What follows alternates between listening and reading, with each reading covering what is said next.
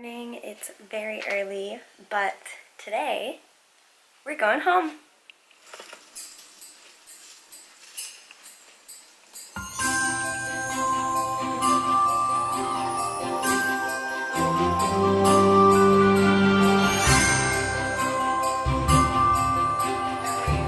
A Christmas sweater.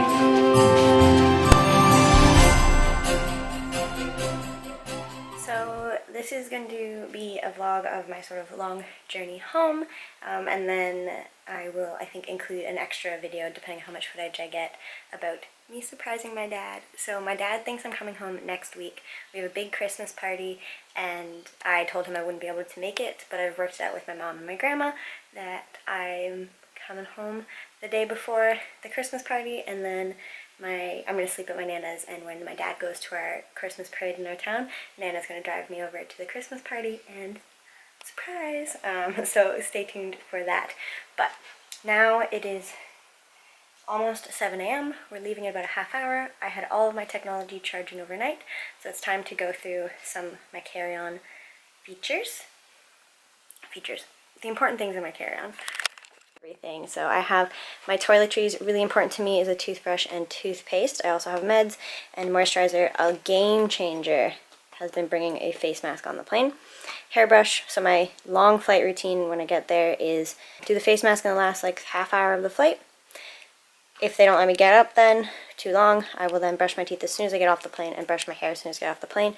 New human. Obviously wallet, glasses, refillable water. Hydration is key. This organizes all of my different cords, so like laptop cord goes in there, camera stuff, and phone stuff.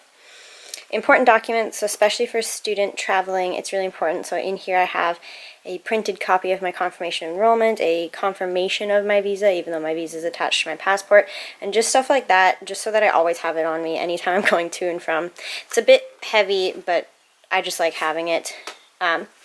Pens, just for the notebook.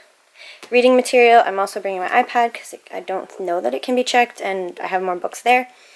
Gum, game changer again, and headphones. Make sure your headphones have a headphone jack. And then also I will be bringing my camera, big comfy sweater, and that's actually a travel pillow. And phone. And laptop. 3 hours later. All through security and checked in, hanging out in the Sydney airport now. I like to find my gate right away and then kind of decide. We've got about 2 hours till boarding.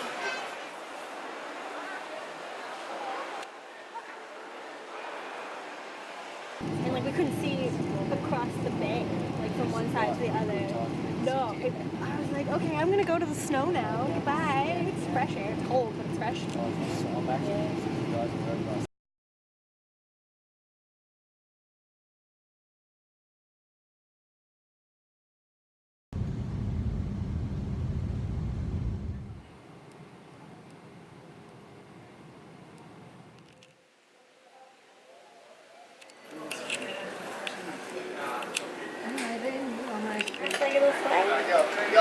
Well, then we have to drive home. The last part of the plane travel, and someone actually said that I look awake and not like I just got off a 14-hour flight. So I'm telling you, sheet masks on the plane, they're great.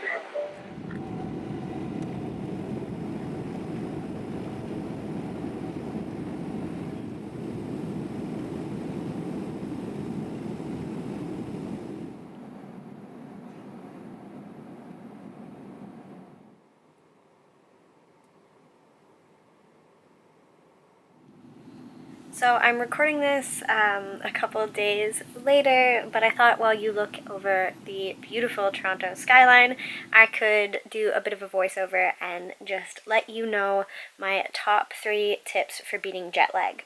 First and foremost, behave on the plane as much as you can like it's the time in the area you're landing. So if it's nighttime where you're going, try to use that as your time to sleep.